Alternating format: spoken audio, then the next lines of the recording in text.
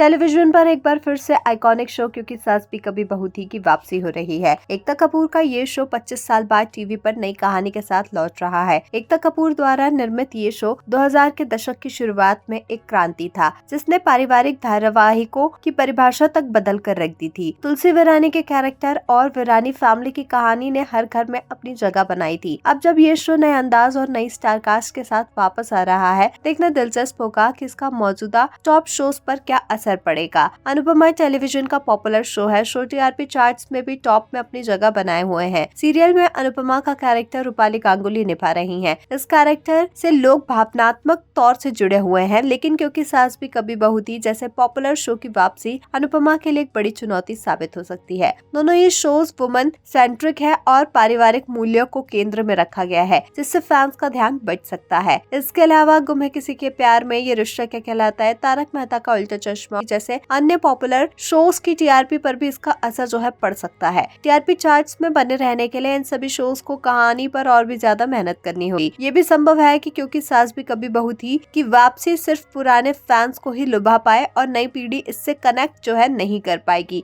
Show की सफलता इस बात पर भी निर्भर करेगी कि इसे फैंस तक किस अंदाज में पहुंचाया जाएगा। सीरियल का पुराना चार्म बरकरार है या फिर नहीं। फैंस सास बहू ड्रामा में जितनी उम्मीदें लगा कर बैठे हैं, मेकर्स उन उम्मीदों पर खरे उतर पाते भी हैं या फिर नहीं, क्योंकि सास भी कभी बहू थी की वापसी सिर्फ एक शो ही नहीं है बल्कि एक युग के लौटने की तरह है। अब ये देखना काफी ज्यादा दिलचस्प होगा कि क्या शो अपने पुराने जादू को चलाने में कामयाब होगा या फिर अनुपमा जैसे शोज का वर्चस्व बना रहेगा। क्योंकि सास भी कभी बहू थी 2 29 जुलाई से स्टार प्लस पर रात 10:30 बजे से आएगा। वेल, आप इस शो को देखने के लिए है कितने ज्यादा एक्साइटेड, हमें कमेंट्स में जरूर बताएं। ऐसे ही अपडेट्स के लिए हमारे चैनल को सब्सक्राइब करें।